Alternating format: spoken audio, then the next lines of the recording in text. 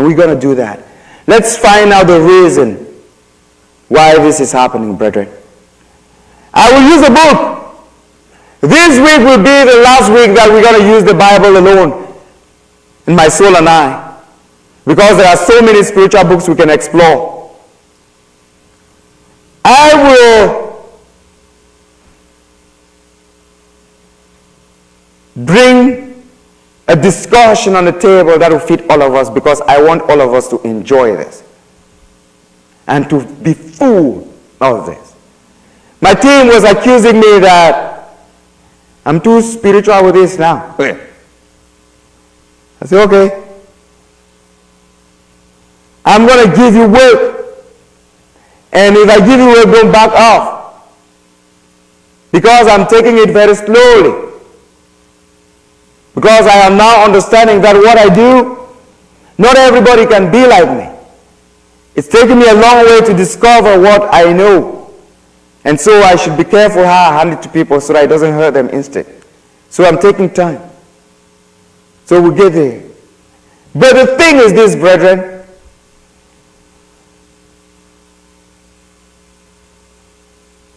We have to deal with what we have in our hands to bring life to a point where everyone will have the same opportunity to arrive consciousness. Let's turn our Bibles, if you have your Bible with you. As I said, next week we'll begin to cover the Quran, the Bhagavad Gita, the Bible, and other spiritual books so that we create a balance. If you have your Bible with you, and so get your Bible, get your Quran, get your Bhagavad Gitas with you. Hold the 3 books, and then with some other books, because we'll be looking into most of them. You know? And it's going to be fun, believe it or not, because the devil has been put to rest. Turn your Bible with me to the book of the book of Matthew, chapter 13. Let me get some water from God.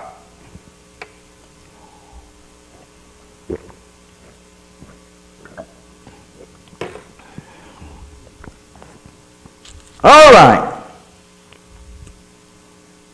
The same day when Jesus, out of the house and sat by the seaside, and a great multitude were gathered together unto him, so that he went into a ship and sat, and the whole multitude stood on the shore. Behold, a sower went forth to sow. And when he sowed, the seed fell by the wayside. And the fowls came and devoured them up. Some fell upon stony earth, and forthwith they sprung up, because they had no deepness of earth. And when the sun was up, they were scorched, and because they had no root, they withered away. And some fell among the thorns, and the thorns sprung up and choked them. But other fell onto good ground and brought forth fruit, some 100-fold, some 6-fold, some 30-fold. Who have an ear to hear, let him hear. And the disciples came and said unto him, Why speakest thou unto them in parables?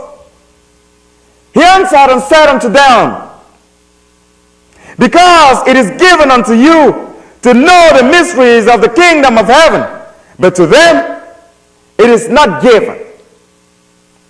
For whosoever hath, to him shall be given, and he shall have more abundance. But whosoever hath not, from him shall be taken away even that he had. Therefore speak I to them in parables, because they see, but see not.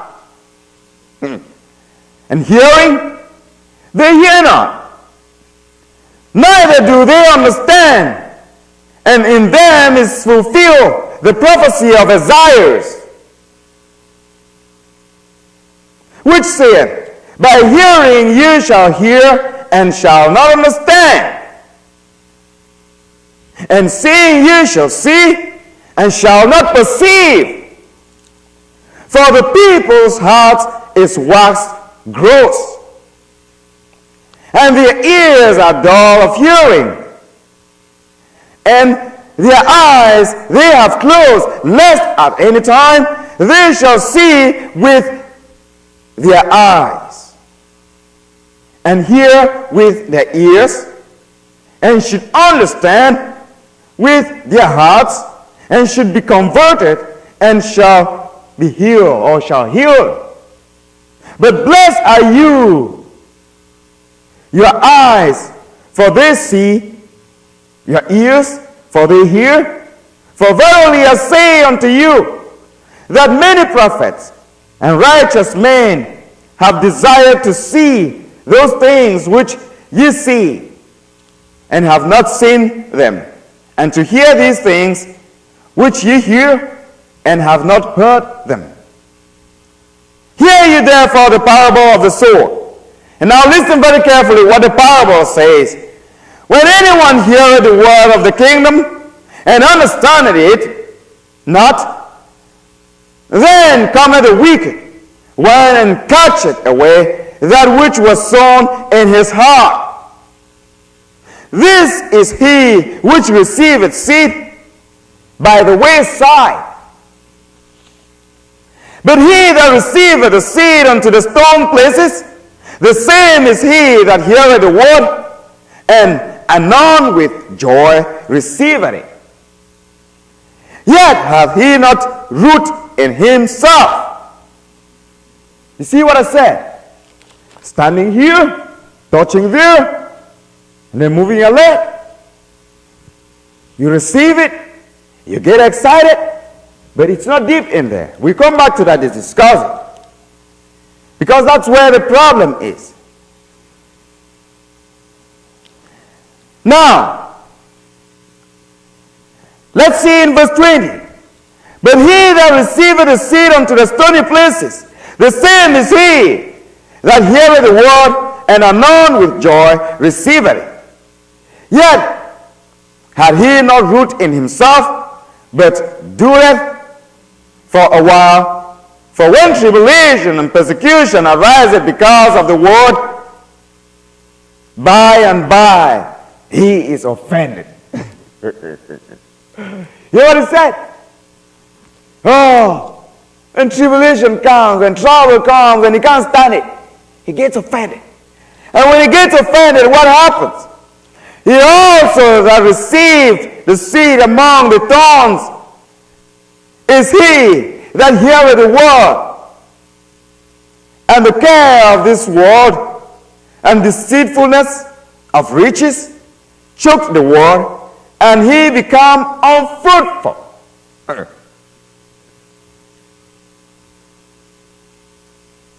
You hear what he said?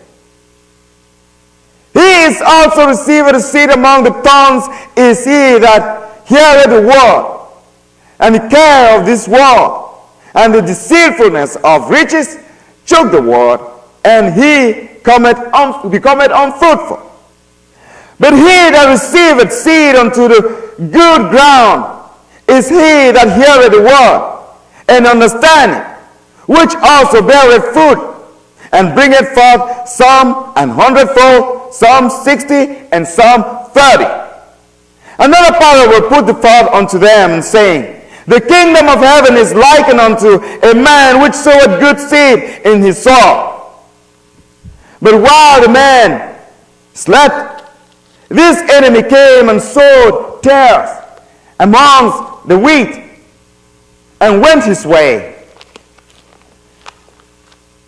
But when the blade was sprung up and brought forth fruit, Then appeared the tares also. So the servants of the household came and said unto him, Sir, didst not thou sow good seed on the field? From whence then had it tares? He said unto them, An enemy hath done this. The servant said unto him, Wilt thou then that we go and gather them up?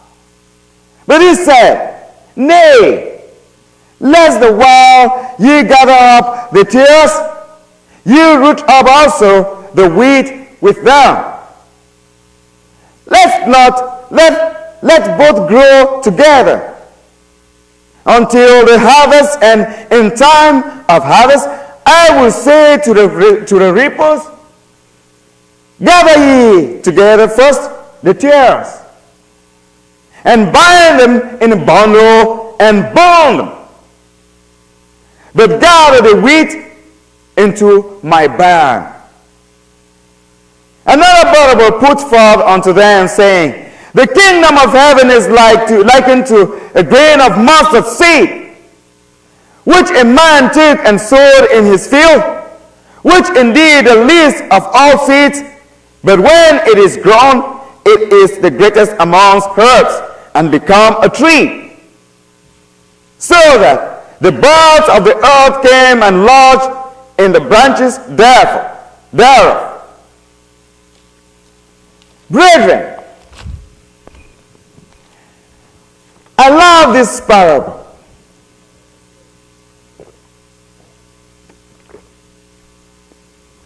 For one reason. It's exactly the moment we live in right now. And it's exactly what Jesus spoke about more than 2,000 years ago. He explained exactly what is going on in this our generation 2,000 years ago. He said, he gave it like a parable.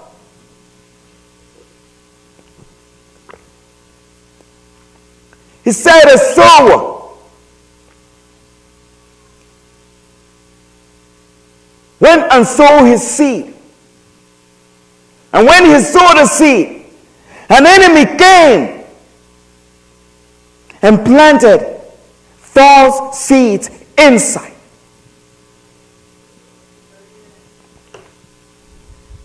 Now let's analyze what that means.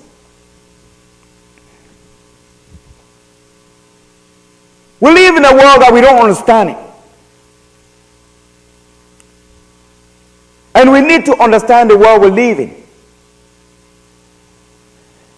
We need to understand our lives. Because when we understand our lives, then we will be able to take control over it. Brethren, you need to wake up. If you don't wake up, there is a problem.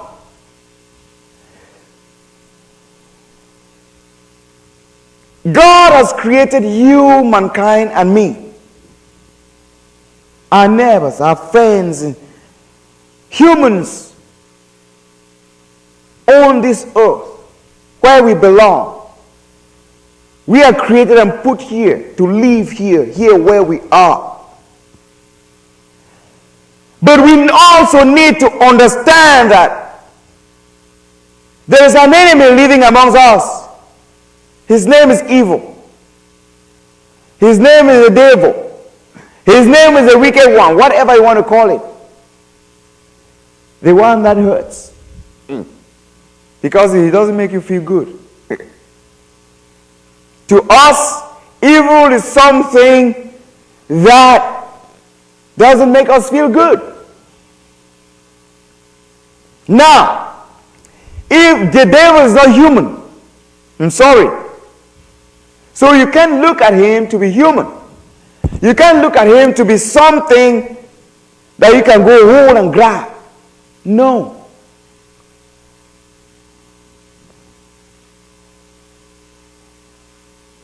That's the first thing we need to understand. We need to understand that God is not human. He cannot be human. Doesn't look like you and me. He can't be in the same place like you and me. He's everywhere. He's in the hair of my body. He's in every molecule. He's in my nail. He's in my eye. He's in everything flying around me, in everything. He's right there. That's the first lesson to learn in this life. Now, when we understand that God is not human, the devil is not human, the devil is something way more complicated than a human being will understand at this level. With lots of tentacles here and there, doing different types of things at the same time as well. He has his missionaries everywhere. He is a God of that kingdom. We know that the devil is the one that sows what causes hurt to what supposed not to be hurting. That's the opposite of what doesn't hurt. So it's everywhere. The way he operates in us is sow his own seeds. And certainly his own seeds will never be exactly like the original seed. That means he will create the fake ones and sow them. Let them look alike. They look like you. They talk like you. They can even give birth like you. They can play, or they can do everything you do, but they are not like you. They are different. Jesus was saying in a parable, as I said, don't mistake me. This week will be the last week where I will use only the Bible. We can see in the Quran, see in the Bhagavad Gita. We compare and see what I'm saying, how it can make sense. Let us see the seed that he sowed in our midst. We know that wheat and tares look alike. When you put them on the soil, when they sprout up, you can't know the difference. So, the servants went in the field when the wheat sprung up. And later on, they saw that there was also tares sown inside. They came back. And they said, Master, did you not sow good seed in the soil? Master said, yeah, I did. He said, how come there are tares inside? He said, because the enemy came and sowed it. Why? Let's go back and see why Jesus chose seeds. The idea is, in those days of Jesus, the Romans were in control. And what the Romans did was put a law that it was a crime if anyone sowed tares in anyone's wheat. Because that when someone had a problem with the neighbor, that's the way they could hurt a person. Mix tares in their wheat. So when they go plant it, they will have tares among their wheat, and then it will be difficult for them to harvest it. So Jesus said,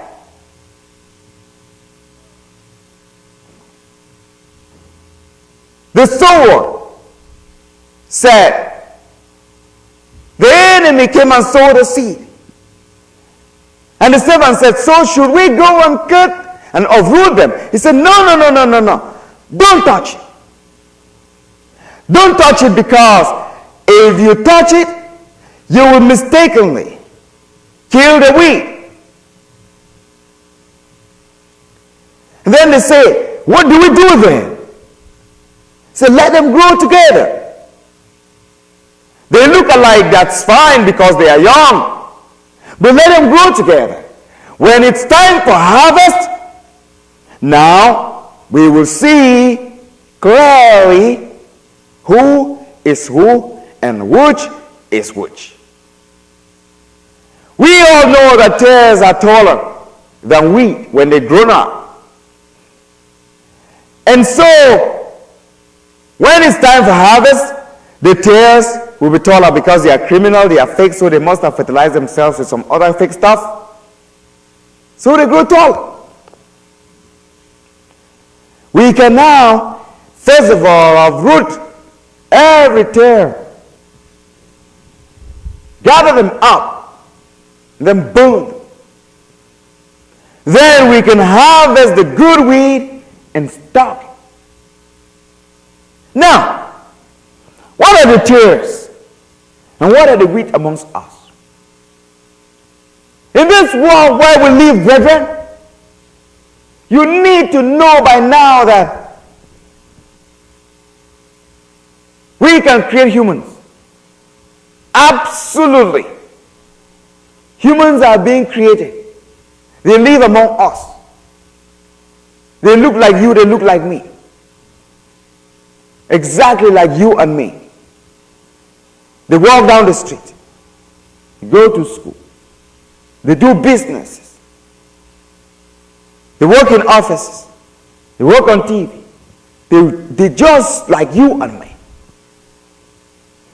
The devil is sowing them in our lives, creating their clones. Take your clone, create one. Take something from it, create it, put it back in the society. They are there. The devil is sowing seeds. He said it's going to happen. It's happening here in the world.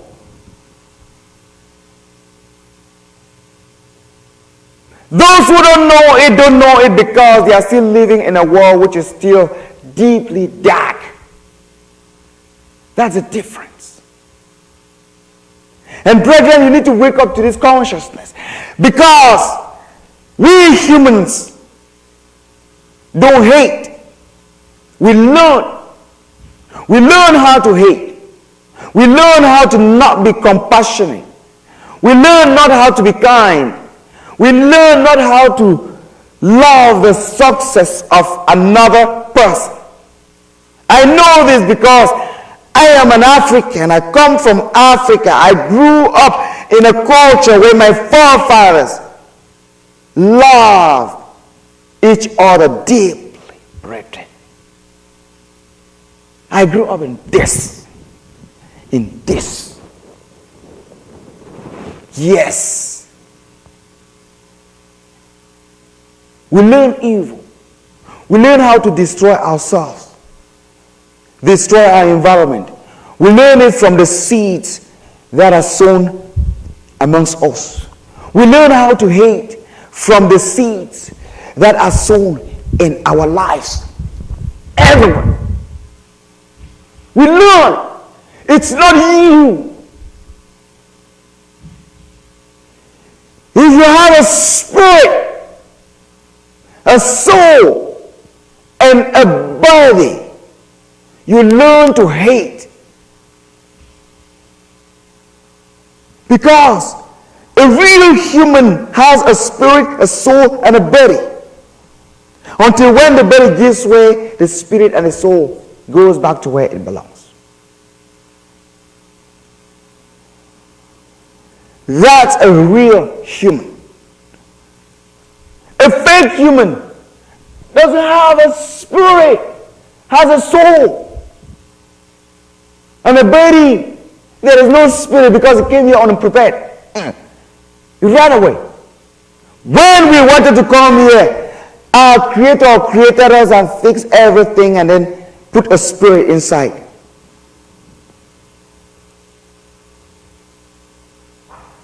Complete three.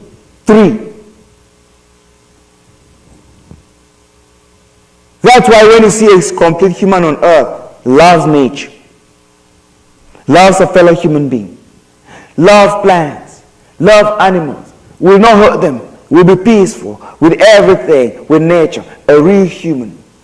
The one that is confused will be shooting bombs and guns everywhere around the world. The personality has run wild. The personality has run rampant.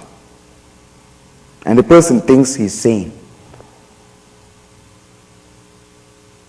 When you see yourself hurting a fellow human being or nature or an animal and plant, a foreign seed has been sown in your life. Take it out. It's deep in you. The devil doesn't sow seeds without thinking of the type of seed he wants to sow. If you are very special, he will sow a deep seed in your life. If you are not very special, he will not care a lot. The reason why the devil chooses wheat is because of, not only because of the resemblance of the wheat, but also what the wheat can, what the tares can do to the wheat itself in the process of growth and in times of harvest or in times when the wheat itself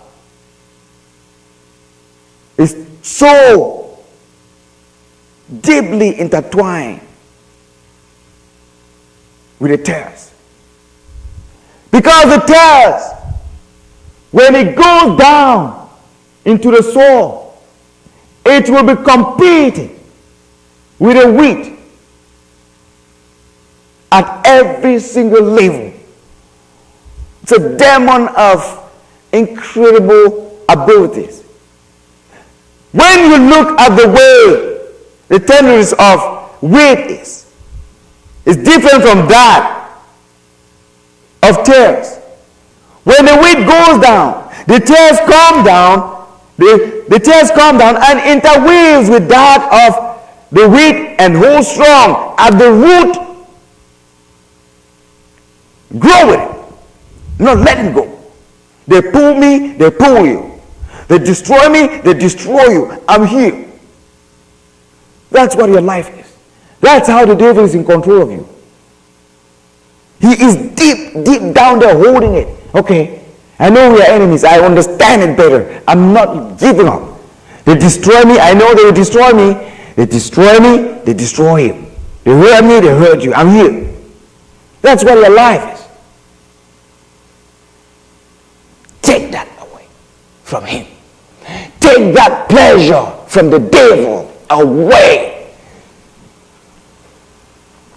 Tell him no. Guarantee. Tell him he's not going to cheat you.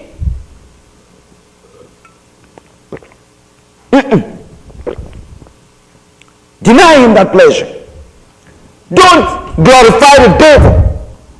When you accept what the devil has put in your life, you are glorifying him. Let me tell you that. You're making him feel good. When you fight him the way you need to fight him, when you begin to fight him with fake tools, when you begin to think that the vacuum in your life is a car, a building, an education, and all this craziness all feel. No. It's wrong. It's a wrong perception of life. When you want to free yourself, you have to know you. That's what I was telling that young man. You want to free yourself, know yourself. And to know yourself means spend time digging in your own life. And you cannot do that by running up and down and working all the time. Find time every day where you sit down. Close your eyes and ask serious questions about your life. And then when you finish asking serious questions about your life, you go deep, you sink deep in here. And that is what I'm going to teach you. How to sit, because most of us cannot sit quiet, even for 1 second. We've been trained to be running up and down. Our minds are going 360 degrees like an airplane. We will learn how to balance and take our lives back, brethren. When you take your life back, I want you to give yourself a treat.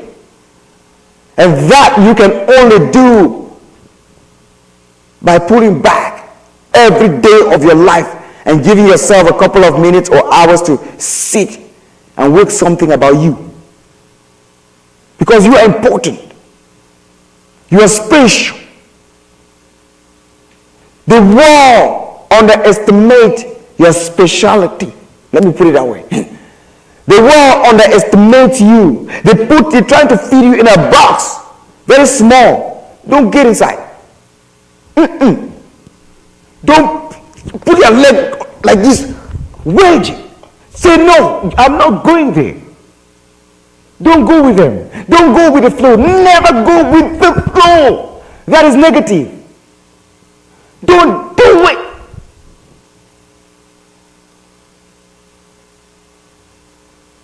Pay attention to your life by distracting yourself every day at least 2 hours to sit and ask deep questions about that life of yours. You have no idea what treasure is in there. You don't value it because you've been taught to just think you are just living this life. You're living to go work. You're living to raise a family. You're living to have children. You're living to make money. You're lying to yourself. How many people have you seen that have money that have died satisfied? That, oh, this money gave me everything I wanted and my peace. How many have you seen? It's because the tares, they didn't come and stay at the upper level of your life. No, it went deep down into the root. It looked for the root and pin it there and interweave in a way that you will be mistaken him for a natural life you have. You have no idea how I fight for my life. I fight to be where I am right now. I mean spiritually. You have no idea. Blows everywhere. I know you've had yours crazy ones. Fight to get out of it. And when you fight and get out, you see this world in ways that it just marvels you. You will love God. You will just love Him. You will do what I'm doing, not worrying about anything, because you see beauty, you see love, you see creativity, you see abundance, you see blessing. Every time you turn, your eyes will revolve the other side, and then you begin to see this world in a different way. And then you are careful because you know you are walking amongst wolves. The Bible tells us that the devil is a roaring lion, going around to seek who to devour. Don't let yourself be his meat. Deny him the pleasure by knowing you. Meditation. Action. Where you sit. Steady. Focus. Concentrate. On what? Inside. You want to know what is in there. It will take work for you to master, to be a master. You want to just sit and know what is in this person, in you. You need to know what is in there because you don't share it with anybody. I cannot share what I know in me with you because it's just the way it is. You have to go find yours. That's where I want to take you. How to meditate. How to open your body. Open the channels of your body to receive the energy that you have. To manipulate and play with the energy you have. With the God that you have. He is not out there. He is within you. Right there. He is waiting for you to open yourself to that consciousness. And you need to do it for yourself. That means you need to find time where you will sit to focus, to concentrate, think of nothing else, and learn to do it over and over and over until you become a master. Use the process of Ashingni to break every single barrier that is going to obstruct you from receiving the power of your own Creator. It will stretch every bone, every muscle, every tendon, every illness that is trying to mess around with you. It will increase your capability to think straight, to reason straight, and not to be messed around with again. It will give you the power to understand yourself and to protect yourself and to live life as you want, because I know that's what you want. Brethren, the reason why the devil sows his seed in our lives is because he wants to destroy our relationship with our own Creator. The reason why he wants to destroy our relationship with our own Creator is because he is jealous of what our Creator gave to us. Our spirit. He can't have it. That's a big problem. The devil did not have any enmity with us until that spirit was imbibed in us. He got jealous. You should know how precious you are. You should know that. And when you know that, you begin to take great care of it. And to take care of it doesn't mean you have to go and begin to kill yourself with material stuff and material knowledge. No. You have to learn how to free this body from the bondage of sin, of impurities, of sicknesses, of the things that separate you from your spirituality. It doesn't matter whether you're Muslim. It doesn't matter whether you're Christian. It doesn't matter whether you're Buddhist. It doesn't matter what faith you belong to. The thing is, free yourself, your spirit being, from the entrapment of the evil one. Because he is right there with his roots, just like the tares spoken of in the book of Matthew, deep in your life. We have to take that out and take it by force. In my soul and night devotion, there is a term we have coined which is called breaking the horse. If I broke my horse, I know you can break your horse. I used to be angry too, okay? I used to be frustrated. I used to panic. I used to fear. I used to just be like, if I don't have money in my pocket, I will die the next minute. I used to, all of that. But today I'm not. You know why? Because I discovered something incredible. You need that. You need that to stop the depression. You need that to stop panicking. You need that to know that this life is not lived through force, but is lived through an understanding of the universe, an understanding of the elements around you. It's not lived through a religion. Pray, then open your eyes, please. Do it. Do it for yourself. Do it for your family. Do it for your friends. Do it for your neighborhood. Do it for your country. Do it for your people. Do it for the world. Open your eyes. The only way you can open your eyes is when you focus, you concentrate. You don't get too much distracted by all this craziness you see around you. This is, all these material things, all these strong ones, all these, they are the ones that destroy our world. Don't buy a lot into it. You live among them. We live among them. Yes, we use them. Watch how you use them. Know that they can no longer escape from us because we brought ourselves into them. When I was growing up in Africa in the 70s, I grew up in a village.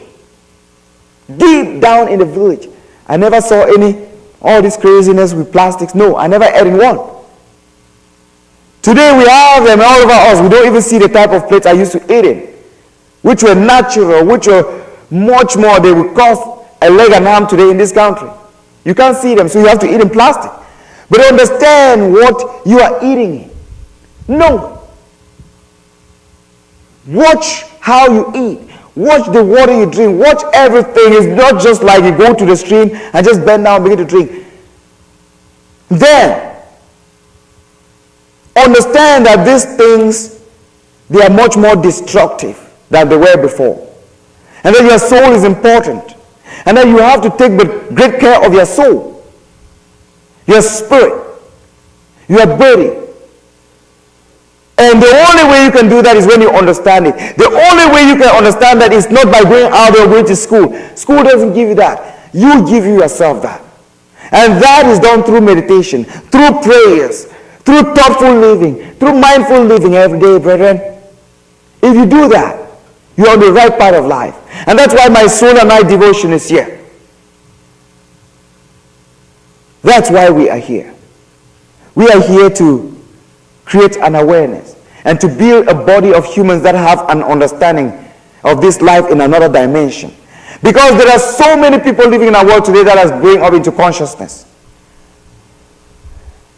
The real humans are separating from the tares.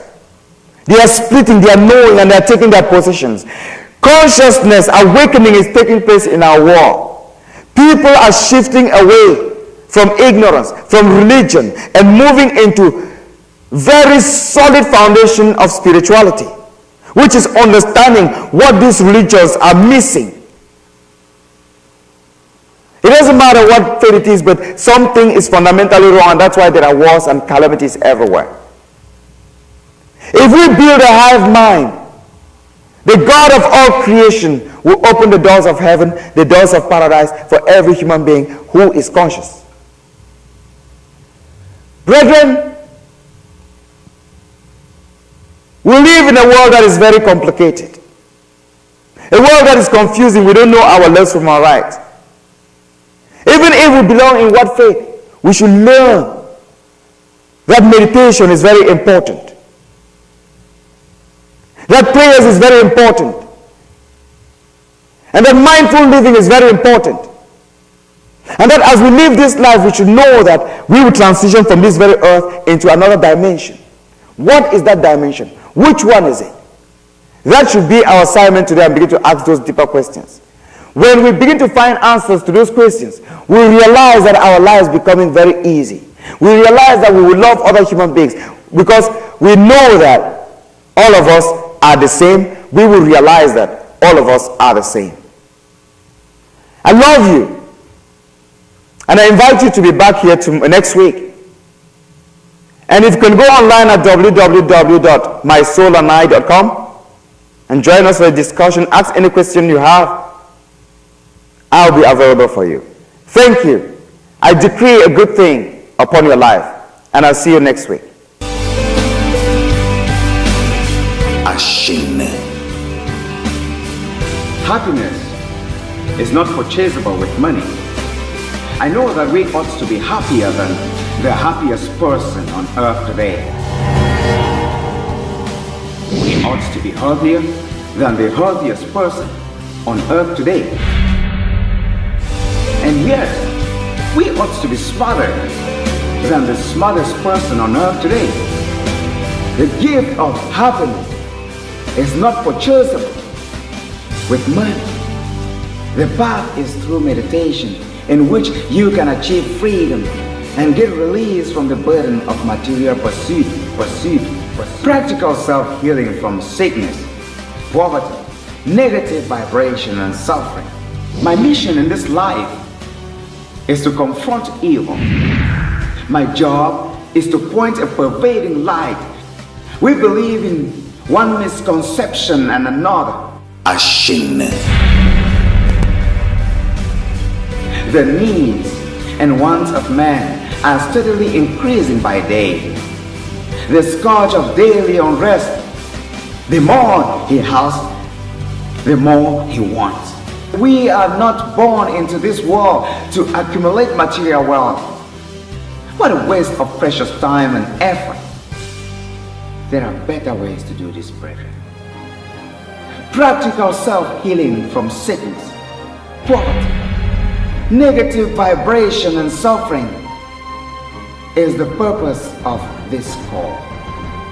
Learn how to unlock negative childhood beliefs and curses holding you back from finding joy while living your dreams and visions.